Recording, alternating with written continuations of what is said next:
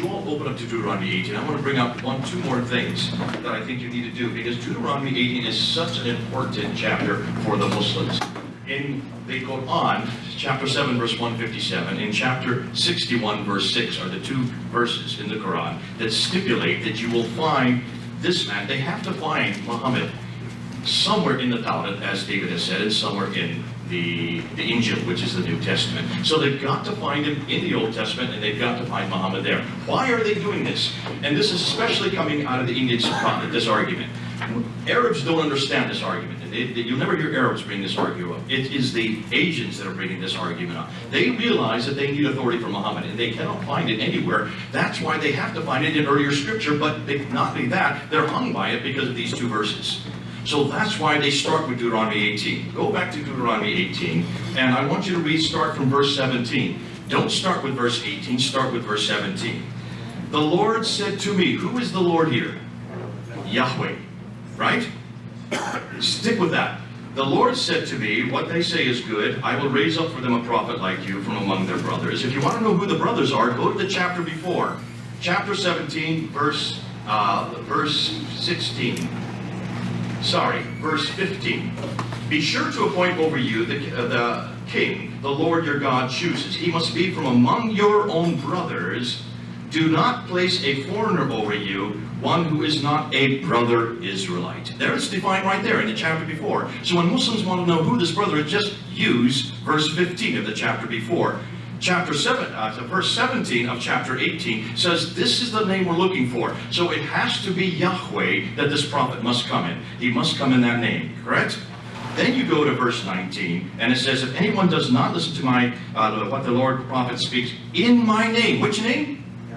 Yahweh, I myself will call him to account. Verse 20. This is what what David has said is so important. Always, always go to verse 20. But a prophet who presumes to speak in my name, which name? Yahweh. Anything I have not commanded, or a prophet who speaks in the name of other gods. What other gods? Means something that's not Yahweh. Put him to death. Does Muhammad ever use Yahweh? Bingo. So there's a second reason to put him to death. And I put Muhammad to death all the time. Thank God. Because they were the ones that asked me to read this verse. But it gets better than that. Who in the world is Allah? What is the name that Muhammad does bring? Now, before we get into that, remember what we do know about Allah. Allah is one, right? That is the Shahada. That is the statement of faith there every Muslim have. Allah must be one. And Allah has no son. That's in chapter 4, verse 171. Allah has no wife. That's in chapter 6, verse 101 and verse 102. It's very clear that Allah is one. He has no wife. He has no son, right? We're now doing a whole word study. In fact, we know where Allah is. Allah is not Arabic. Allah is Nabatean. The Nabateans are what we get Arabic from. Arabic comes out of the Nabatean script. Allah is well known in the Nabatean pantheon of gods because Allah is not his name. Allah means the God. That's all it is. It's a generic title. You need to know who the name is for Allah. If that's a generic title, then my name is not Jay. I am the man. There's a lot of men in this room. I need a name. I need a personal name to know that I'm different than this guy right down here. I'm so glad I'm different than him because I don't wear his kind of clothes. I wish I could rap like this guy. I hope we do that today before we leave. You've got to see these two guys rap. Nonetheless, the two men do have names. One is called, well, we know vocab. The other is called David. The same reason, why is it this God doesn't have a name? Because they haven't done their historical research. Allah is Ilaha, the Nabatean God, which is the generic name for Tushara. That's the name. That's the major god of the Nabateans. His generic name is Ilah, the God. But guess what? Ilah has a wife. Her name is Alat. Did we just hear about Alat? And guess what Alat means? The wife of Ilaha. Alat is the feminine form of Allah. But Alat is her generic name. What is her formal name? Al-Uzza. Didn't we just hear that in chapter 53 of verse 19?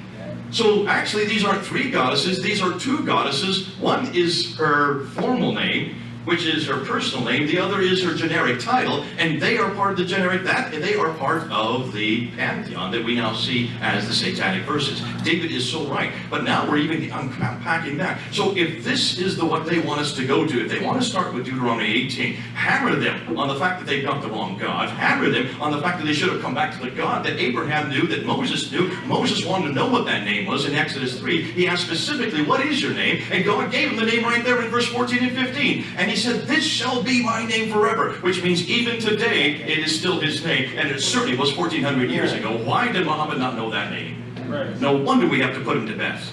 Because every prophet knew that name. Jesus knew that name. Jesus claimed that name in John 8, verse 58. Ooh, I just love it. So when they bring up Deuteronomy 18, just preach it right back at them and say, for those three reasons, this is not only a pagan God. You've got the wrong God. This is a polytheistic God. This God has a wife. For heaven's sakes, where in the world did you get a God that has a wife? Why didn't you come back to Scripture? And why did you look and see exactly the name that Moses knew, that Abraham knew, that all the prophets knew, and especially that Jesus knew? And that's why God says, be careful. If someone comes in the name of using another God, put him to death. I put Muhammad to death.